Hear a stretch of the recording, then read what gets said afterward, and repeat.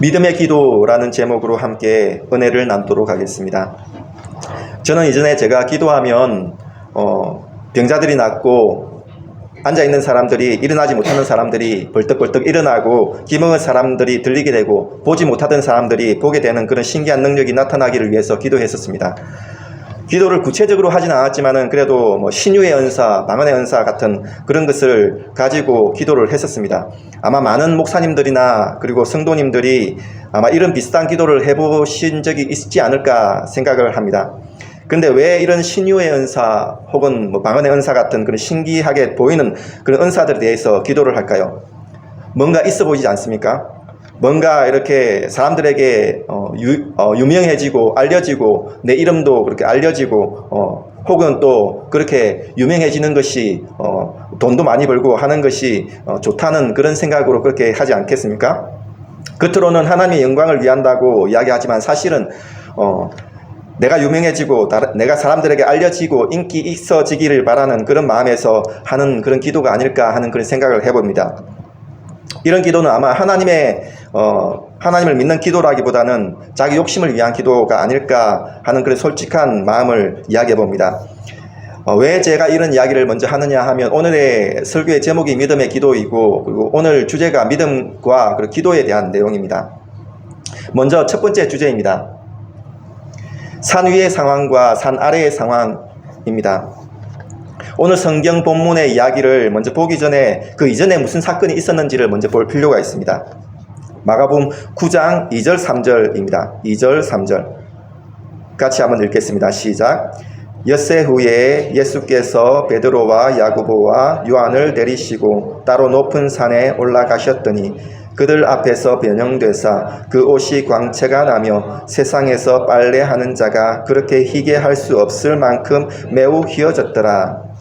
예수님께서 베드로와 안드레와 야고보를 데리시고 산에 올라가셨습니다. 근데 거기에서 평소에 볼품없던 그런 인간적인 모습은 온데간데 없어지고 예수님의 진짜 모습, 신으로서의 진짜 모습, 찬란하고 영광스러운 모습으로 변화하신 것입니다. 이 모습을 보고 베드로가 정신이 나간 상태에서 무슨 말을 하는지도 모르고 이렇게 이야기를 합니다. 여기가 좋사오니 여기에 초막셋을 짓고 여기에서 삽시다 라고 이야기를 합니다. 이 산 위에서는 예수님의 영광이 찬란하게 지금 나타나고 있습니다. 근데 산 아래의 상황이 어떻습니까? 14절 말씀을 한번 보겠습니다. 14절 말씀 시작. 이에 그들이 제자들에게 와서 보니 큰 무리가 그들을 둘러싸고 서기관들이 그들과 더불어 변론하고 있더라. 한 아버지가 귀신 들린 자기 외아들을 데리고 제자들에게 좀 고쳐달라라고 그렇게 요청을 했습니다. 사람들이 몰려들어서 이 광경을 보는 겁니다. 어떻게 되나 하고 보고 있는데 제자들이 고치지를 못합니다. 귀신을 쫓아내지 못합니다. 이전에 예수님께서 둘씩 짝을 지어서 내보낼 때는 분명히 기도할 때 귀신이 나갔습니다. 근데 지금은 귀신이 나가지 않습니다. 안 되는 것을 보고 서기관들이 이런 제자들을 조롱하는 것입니다. 예수의 제자들 별 것 없구만. 예수의 소문이 많이 있긴 하지만 예수도 마찬가지일 거야 하면서 이 서기관들이 제자와 함께 예수님과 더불어서 이렇게 조롱을 합니다. 산 아래에서는 이렇게 예수님의 영광이 조롱을 당하고 있습니다. 이때 예수님께서 내려오셔가지고 제자들에게 물으십니다. 너희가 무엇을 그들과 변론하느냐? 제자들은 지금 이 서기관들과 변론하기 바쁜 겁니다. 변명하기 바쁘고 설명하기 바쁜 겁니다. 이렇게 산 위에서는 하나님의 영광이, 예수 그리스도의 영광이 드러나고 있는데 근데 산 아래의 상황은 정반대입니다. 이것이 오늘날 교회의 모습과 비슷하다고 생각합니다. 하늘 위에서는 하나님의 영광으로 가득합니다. 그러나 이 땅에서는 하나님의 영광이 전혀 나타나지 않는 것 같습니다. 교회는 하나님의 영광을 나타낼 능력이 없습니다. 귀신을 쫓아낼 능력도 없고 사람들에게 하나님의 영광을 보여줄 능력도 없습니다. 사람들은 교회와 하나님을 싸잡아서 조롱을 합니다. 교회는 변론하기 바쁩니다. 설득하고 설명하기 바쁩니다. 여러분들 어떻습니까? 교회가 공격을 당하고 하나님의 말씀이 공격을 당할 때 여러분들은 어떠한 반응을 보이십니까? 변명하고 설득하고 설명하기 바쁘십니까? 만약 그렇다면 여러분들은 이미 마귀가 쳐놓은 그물 속에서 싸우고 있는 셈입니다. 속지 마십시오. 마귀가 가장 잘하는 것이 무엇입니까? 거짓말하는 것. 거짓으로 속이는 것, 말을 살짝 비틀어서 언어를 혼잡하게 만드는 것, 상황을 살짝 비틀어서 그 상황을 잘못 인식하게 만드는 것, 이것이 마귀가 하는 짓입니다. 사실 상황은 명확합니다. 하나님의 영광이 하늘 위에 찬란하게 비치는 것 같이 이 땅에서 하나님의 영광은 충만합니다. 이 땅에 충만한 하나님의 영광 때문에 우리가 많은 것을 누리고 있습니다. 모든 것을 누리고 있습니다. 여러분들이 누리고 있는 자유, 평안, 기쁨, 즐거움, 풍요로움, 그 모든 것들은 하나님의 영광과 충만함과 풍성함 때문에 나타나는 것들입니다. 그런데도 불구하고 마귀와 악한 자들은 뭐라고 이야기합니까? 지금 당장 하나님의 영광을 보여봐. 나타내봐. 신기한 능력을 보여봐. 봐봐, 안 되지. 못하지. 너희들 능력도 없어. 교회는 능력 없어. 하나님은 능력 없어. 교회와 하나님은 가짜야 라고 조롱하는 것입니다. 우리도 그런 거짓에 쉽게 속습니다. 그들이 쳐놓은 그물 속에서 변명하기 바쁘고 변론하기 바쁘고 설명하기 바쁩니다. 그렇게 해서는 안 됩니다. 여러분들에게 귀신 쫓아내는 능력이 있습니까? 병을 치유할 능력이 있습니까? 우리에겐 그런 능력 없습니다. 이것을 솔직하게 인정합시다. 이것이 우선입니다. 그러나 이런 상황 그대로 머물러 있어서는 안 됩니다.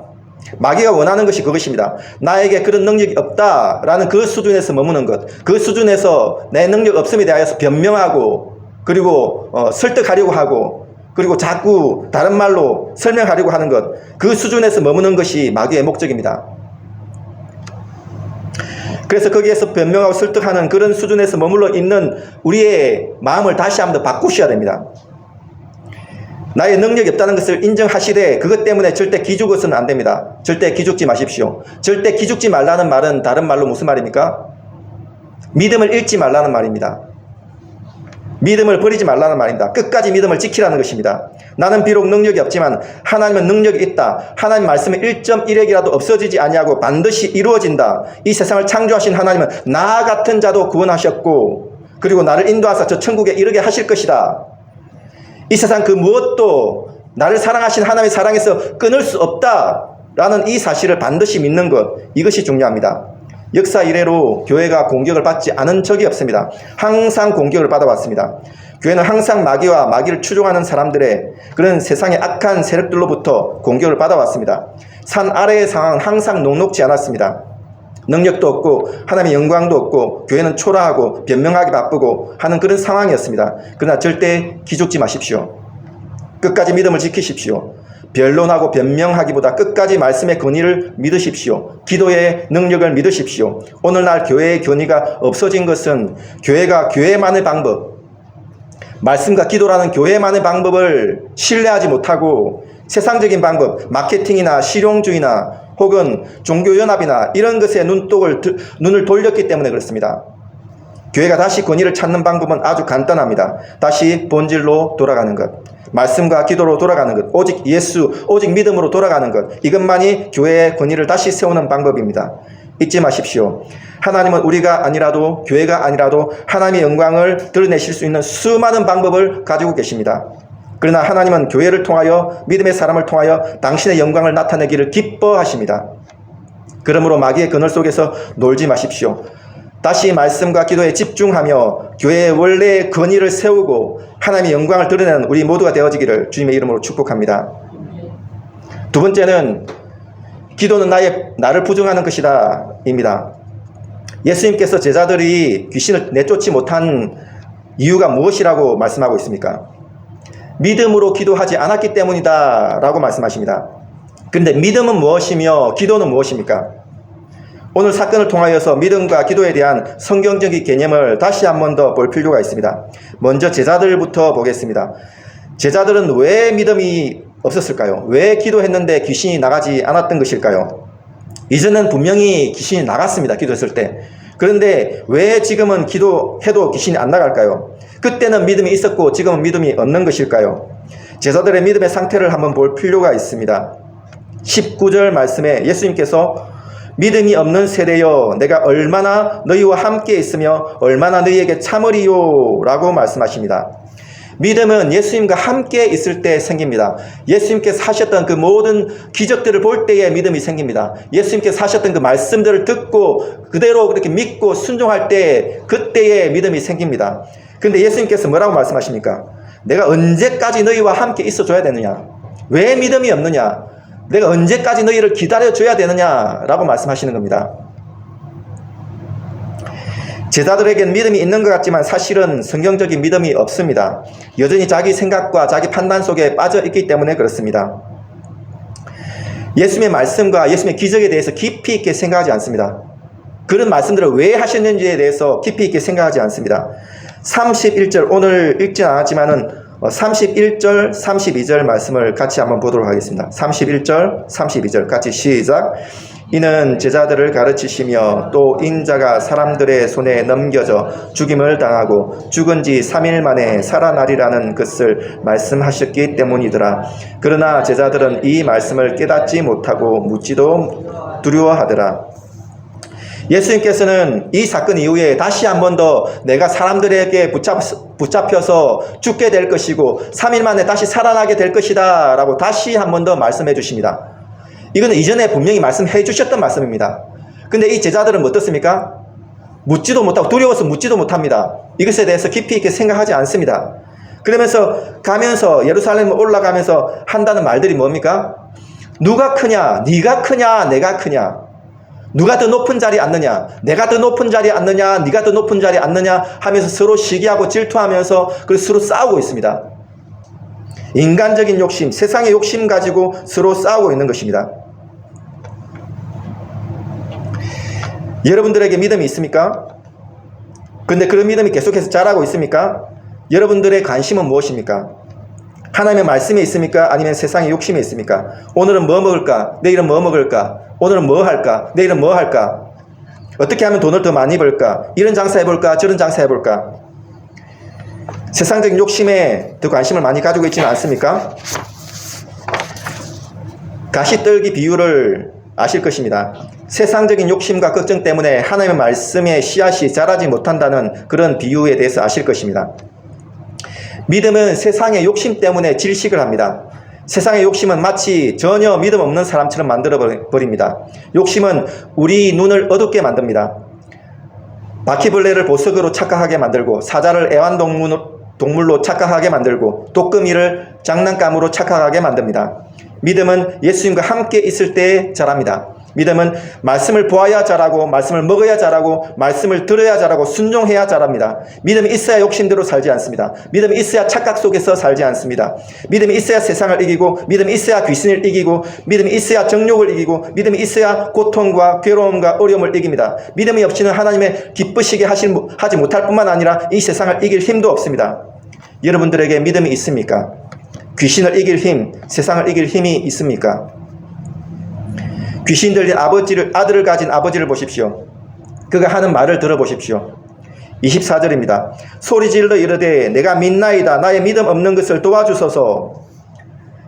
이 말을 한번 잘 새겨보십시오. 믿는다는 말입니까? 안 믿는다는 말입니까? 믿음이 있다는 겁니까? 믿음이 없다는 겁니까? 애매하지 않습니까? 예, 이것이 그 당시 아버지의 정직한 마음의 상태입니다. 정직하고 그리고 또 정직한 믿음의 상태입니다. 예수님께 대한 올바른 태도입니다. 이전에 제자 훈련을 할 당시에 한 부부가 교육을 받으러 왔습니다. 아내는 권사님이었고 남편은 집사님이었습니다. 겉으로 보기에는 권사님은 아주 신앙이 있어 보였습니다.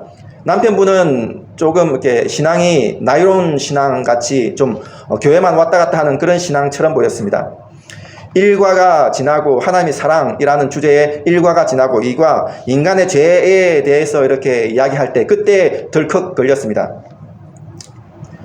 아내 되는 권사님이 불쾌하다는 듯이 이미 다 알고 있는 내용이라는 듯이 앞으로 제자 훈련을 오지 않겠다는 듯이 그렇게 말했습니다.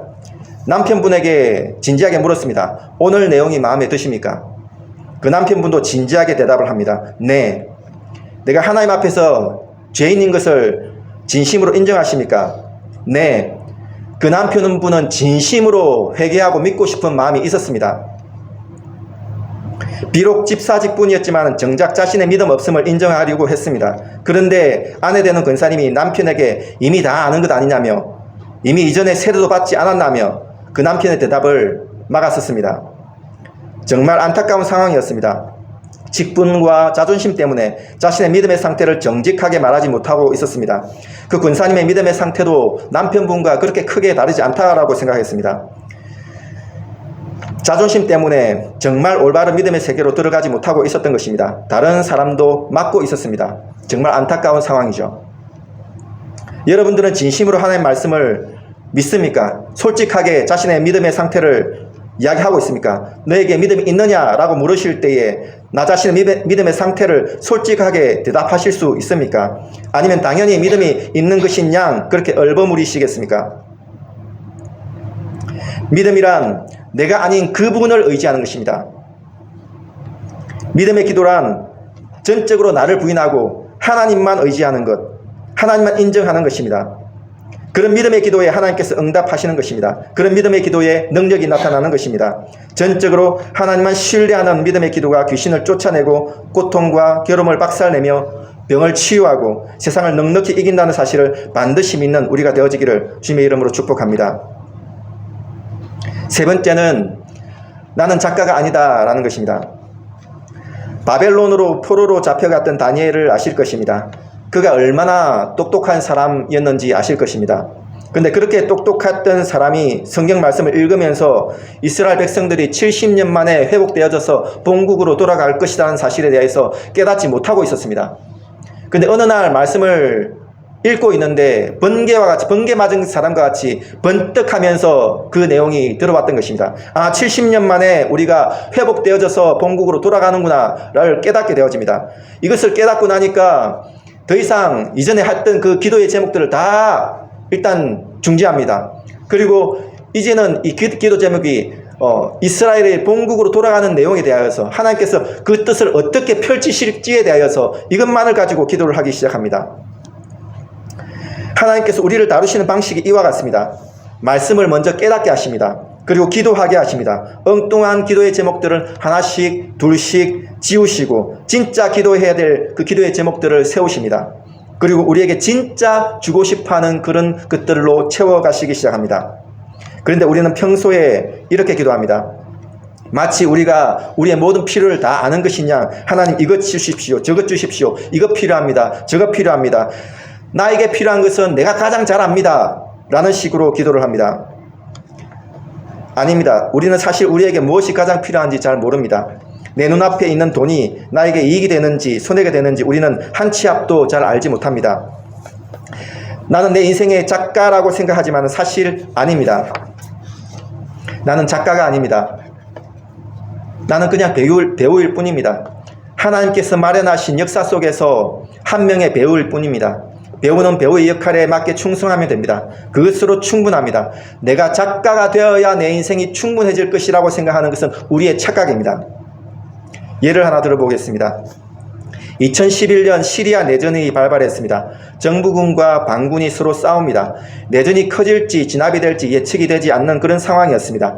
시리아에서 선교하고 있던 선교사님은 급하게 한국 교회에 전화를 해서 시리아 내전이 발발했는데 아직은 괜찮습니다.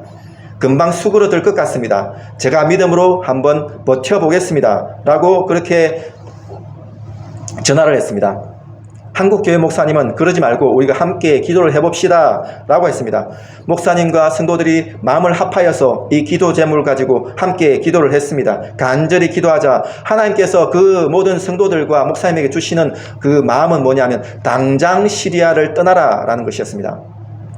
지금 반군이 진압되고 있고 그리고 조금 있으면 진압이 다 될 것 같은 상황이었습니다. 그런데 하나님의 음성은 당장 시리아를 떠나라 라는 것이었습니다. 선교사님과 그 일행들은 자신의 생각을 버리고 순종하고자 하는 마음으로 대이동을 하기 시작합니다. 중단기 선교사님 총 12명과 함께 그 팀들이 밥통을 머리에 이고 국경을 넘어서 요르단에 이르렀습니다. 난민일이었습니다. 그 글들의 내용을 잠시 읽어드리겠습니다. 하나님의 응답이라고 생각하고 밥통을 들고 짐을 급하게 싸서 떠났다. 기도 때문에 급하게 움직이기 시작했다. 몇 주 후 팀이 요르단에 정착했을 때쯤 시리아 내전은 상상할 수 없는 수준으로 확대되었다. 국경은 난장판이 되었다. 아마 이때 국경을 넘으려고 했다면 정말 쉽지 않았을 것이다. 수많은 난민이 우리 팀이 넘어왔던 바로 그 경로를 통해 국경을 넘기 시작했고 우리 팀은 넘어오는 난민들을 안전하게 맞을 수 있었다. 그렇게 시작된 난민 사역이 지금까지 많은 열매를 맺고 있다. 나중에 알게 되었다. 하나님의 계획은 시리아 땅이 아닌 요르단 땅에서 시리아 사람들을 구원하시는 것이었다. 하나님의 얼굴을 슬쩍 쳐다본 우리의 결정은 정확한 타이밍에 정확한 곳으로 우리를 인도했다. 우리는 이렇게 생각합니다. 우리가 하나님의 응답에 순종하면 우리를 안전하게 해주시겠지. 우리의 안전 정도가 우리의 믿음의 수준입니다. 그러나 하나님의 계획은 우리의 안전을 넘어서 시리아 난민까지 구원하는 것이었습니다.